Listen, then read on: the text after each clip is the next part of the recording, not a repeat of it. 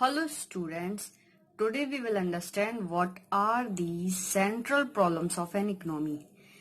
Every economy has to face certain basic problems for which it has to take important decisions. These are called the central problems of economy. Her economy को development के लिए कुछ basic problems को face करना पड़ता है और इन problems को दूर करने के लिए कुछ इम्पोर्टेंट डिसीजंस लेने पड़ते हैं।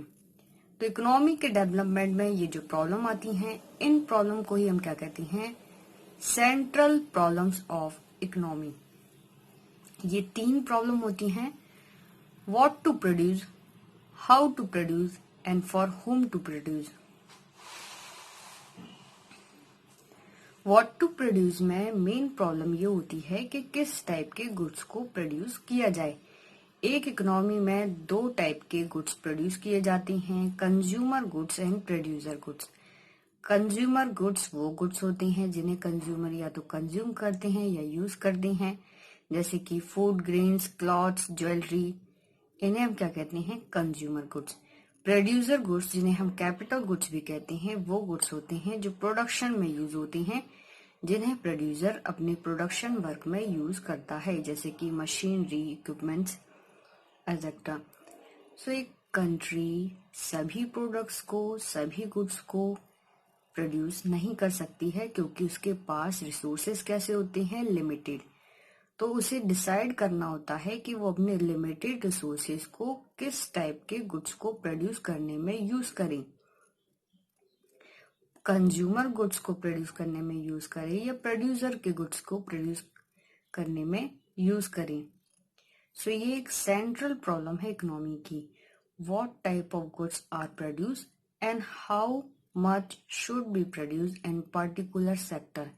मीन्स किस टाइप के गुड्स को प्रोड्यूस किया जाए और किस सेक्टर में कितनी क्वांटिटी में प्रोडक्शन किया जाए। कंज्यूमर गुड्स को प्रोड्यूस किया जाए या प्रोड्यूसर गुड्स को प्रोड्यूस किया जाए। अगर दोनों ही गुड्स को प्रोड्यूस करना है तो किस सेक्टर में कितनी क्वांटिटी में प्रोडक्शन किया जाए।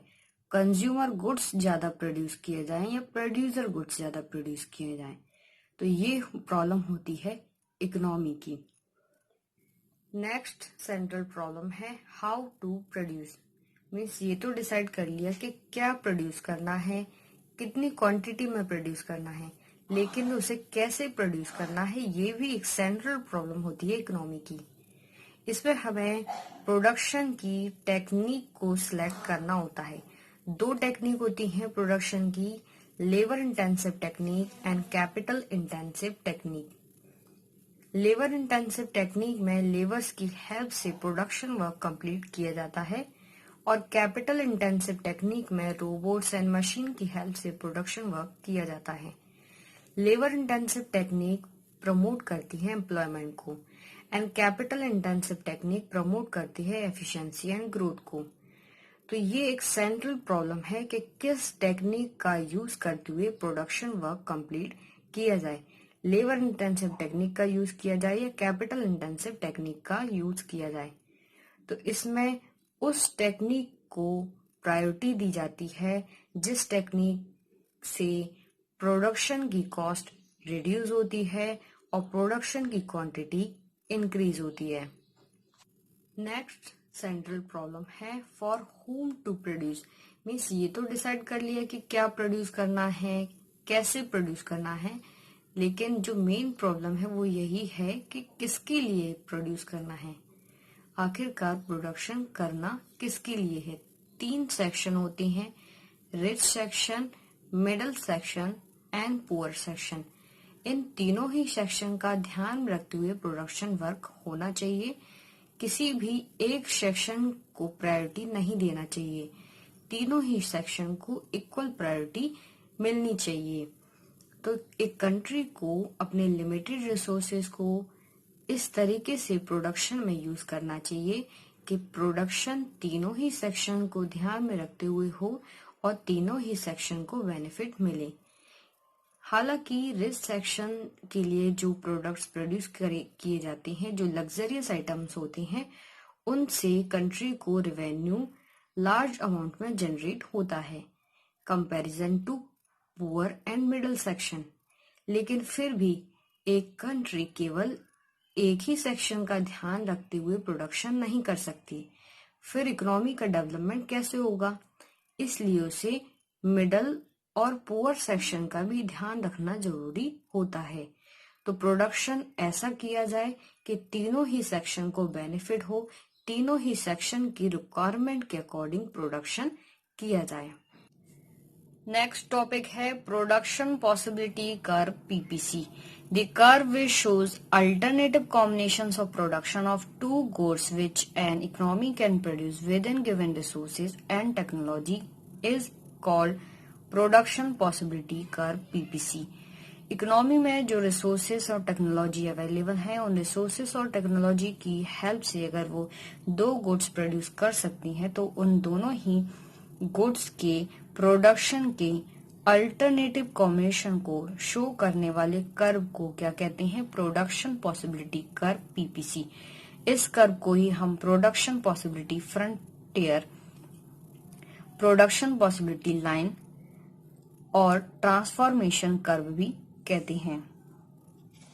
इसे इस डायग्राम की हेल्प से समझेंगे। यहाँ पर रिसोर्सेज दिए गए हैं 1 लाख और इन 1 लाख रुपीस की हेल्प से दो गुड्स प्रोड्यूस करनी है, गुड्स वाई और गुड्स एक्स।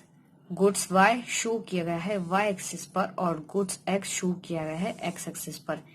यहाँ पर हमने गुड्स वाई को माना है क्लॉथ और गुड्स एक्स को माना है वीट। इन दोनों ही गुड्स को अल्टरनेटिव कॉम्बिनेशन में प्रोड्यूस किया जा सकता है। यहाँ पर प्रोडक्शन कैसे होता है कि एक गुड्स को अगर ज्यादा प्रोड्यूस करना है तो दूसरे गुड्स की क्वांटिटी को रिड्यूस करना होगा, और अगर दूसरे गुड्स के प्रोडक्शन को इंक्रीज करना है तो पहले गुड्स के प्रोडक्शन को डिक्रीज करना होगा।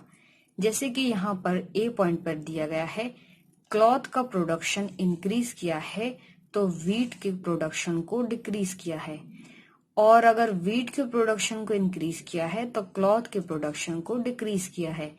इसी तरीके से वीट के प्रोडक्शन को यहाँ पर सी पॉइंट पर इंक्रीज किया है तो क्लॉथ के प्रोडक्शन को और डिक्रीज किया है। डी पॉइंट पर वीट के प्रोडक्शन को और इंक्रीज किया है तो क्लॉथ के प्रोडक्शन को और ज्यादा डिक्रीज कर दिया गया है।